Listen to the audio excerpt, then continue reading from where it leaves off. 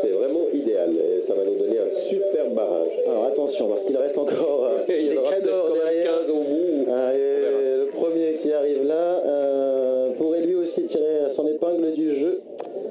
Nick Skelton qui est dans une forme absolument incroyable, qui a gagné un nombre d'épreuves aux États-Unis cet hiver presque indécent. Voici Carlo et le vieux briscard Nick Skelton. Gagné 9 grosses, je crois, d'un 50 ou un 60, dont 3 avec Carlo. Exactement. 9 épreuves de plus d'un mètre 50 pour lui sur les concours qu'il a fait en Floride. Et 3 avec ce cheval qui est assez exceptionnel. Il ne l'avait pas pris dans la Coupe des Nations, il avait choisi Big Star, un cheval avec qui il avait gagné justement le jumping d'Anvers, le Grand Prix 4 étoiles. Et bien là, lui aussi peut compter sur 2 chevaux assez incroyables. Et puis il en a souvent comme ça, parce qu'il y a eu Arco avant ça, il a la chance de tomber toujours sur la chance et le talent d'avoir des chevaux assez hors normes. C'est vrai. Puis là, avec les Jeux de Londres à venir, il est hyper motivé. Il est complètement galvanisé, c'est sûr. Il sera quand même un des 3 grands favoris, je pense. Hein. 3e ensemble des derniers championnats d'Europe de Madrid. Et peut-être même le grand favori, finalement. J'étais en train d'imaginer qu'il est plus que lui. Franchement.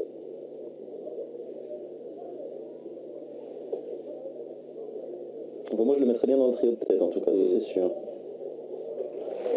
Et encore une fois sans faute. Alors on n'avait pas eu de sans faute pendant 12-13 cavaliers, là 3 de suite. Ça va des séries.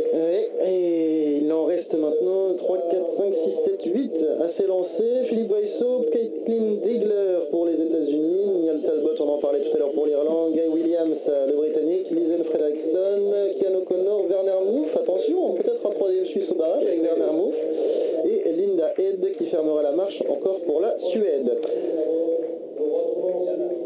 Ils sont 11 pour l'instant à s'être qualifiés sur Philippe Gerda, le chef d'équipe belge. Ils ont déjà gagné la Coupe des Nations. Est-ce qu'ils ne pourraient pas repartir également avec le Grand Prix? Possible.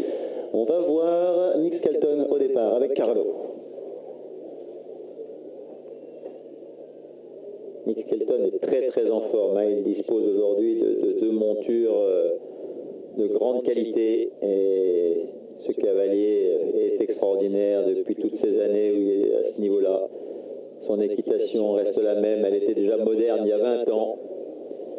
Regardez-moi ça, et là il va accélérer, regardez bien l'accélération, grand rythme, grand braquet comme on dit. Hop, voilà. Et c'est plus vite, c'est réglé. C'est plus vite, encore, oui, 35, 36.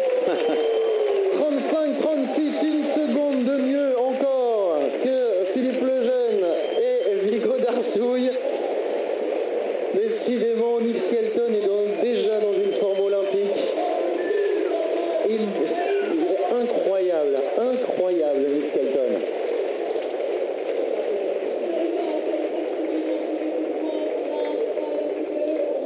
Et il a en plus là un cheval qui a tellement envie de tout lui donner aussi, c'est fantastique. Formidable. Je crois que Nick Skelton n'a jamais disposé. Il a vraiment eu de très bons chevaux, monté de très bons chevaux. Mais aujourd'hui, entre ce cheval, Carlo et Big Star, il dispose des bons moments non plus. On voit le classement final. Nick Skelton devant Philippe Lejeune et Ben Maher, le Britannique, également à la 3e place. 2 Belges, 2 Anglais. Chapeau à tous ces cavaliers. 5e, le jeune Henrik von Eckermann. 6e, Eric Lamaze. Chapeau également avec Derliching de Muse. Jens Fredriksson est 7e, Pio Schlitzer 8, Léon Thyssen 9, Steve Gerda 10. Niall Talbot est donc 11e et Igor Kaviak avec évidemment le retrait de 9 de Kurt Pardon prend la 12e et dernière place de ce barrage. Et le dernier classé, c'est le français Franck Chilwart avec Marquis de Lalande, le plus rapide. Alors ça c'est intéressant parce qu'on va pouvoir suivre le barrage des 2 champions. On voit que sur le 1 ils sont à égalité parfaite. Il y a déjà une petite avance ici pour Nick Skelton.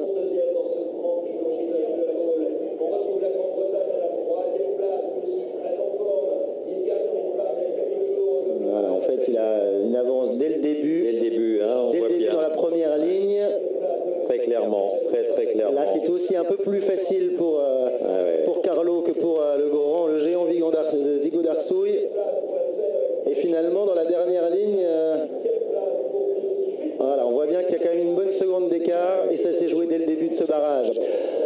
Eh bien, c'est sur ces belles images avec les deux champions en parallèle que l'on va se quitter. Thierry Paumel, merci d'être venu nous accorder un petit peu de temps. À très bientôt, Mehdi. À très bientôt, évidemment, pour suivre d'autres grands rendez-vous. Et merci à vous qui nous avez suivis tout le week-end sur cavadeos.com, sur le site du Jumping de la Baule. Vous avez été très nombreux à regarder les plus beaux moments de ce Jumping de la Baule. On vous donne évidemment rendez-vous l'année prochaine pour suivre une autre édition de ce Jumping Baulois. Ciao à tous, portez-vous bien et puis à très bientôt. Bye bye.